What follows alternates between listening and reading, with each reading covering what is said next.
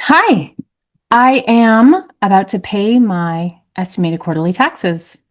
So let me walk you through how you want to do this. I'm on irs.gov/payments. I'm going to direct pay with a bank account because I don't want to pay any credit card fee.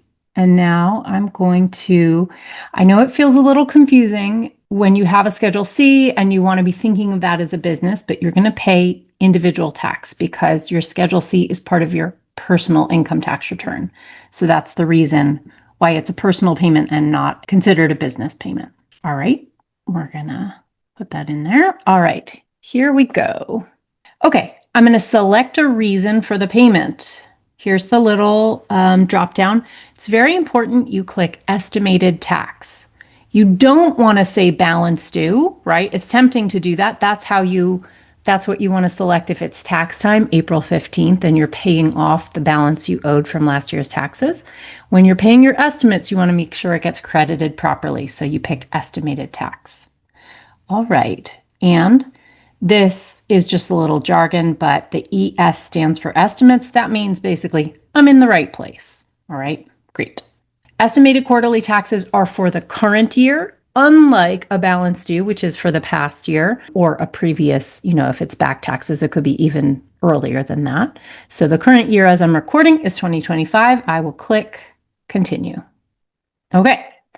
The verification is not that extensive, but of course you have to verify that you are the correct taxpayer making this payment. They want to make sure if you are John Smith that they are attributing the payment to the correct John Smith, right? And there might be 500 John Smiths in the US. You want to make sure you get credit for the payment you made. So you're just going to fill out information that was true from a prior tax year. I usually pick last year because, it's the freshest in my brain. If you don't know last year's info, but you know the year before, you can pick a different year. That's fine. All right. So this will be different for you, but I'm going to fill out my own information here. And you're going to put in your birthday, address, accept the Privacy Act stuff. Okay. You're going to enter the amount that you plan to pay. I've got a nice hefty payment I'm making right now. It's not always this big.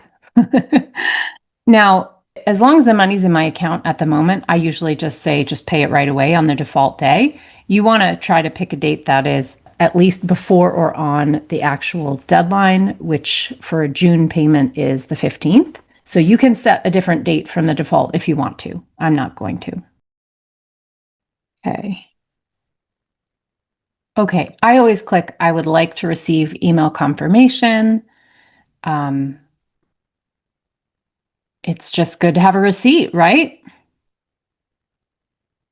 I'm going to agree to the disclosure. And now you're just going to review the information. You want to double check you haven't added a zero to your payment amount. You want to make sure it's coming out of the right bank account, that the date it's coming out is correct, that it's attributed to your estimates, and just that your verifying information is also correct. So you're going to look at all of that stuff.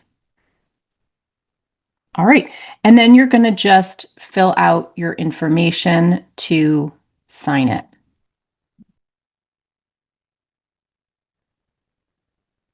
And confirmed there. Beautiful. I have made my payment for estimates for the federal payment. I'm done. I'm just going to put the next quarterly tax deadline onto my calendar and then I'm all set.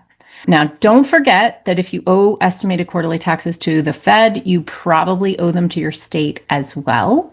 Obviously, you might be in a different state from me. I am now going to log into the North Carolina Department of Revenue, and I'm going to make my state payment there. The process is very similar, but you'll go find your state Department of Revenue and pay your taxes there as well. The deadlines for the states are the same as the federal government. All right, I hope that helped you a lot, and tell me how it went.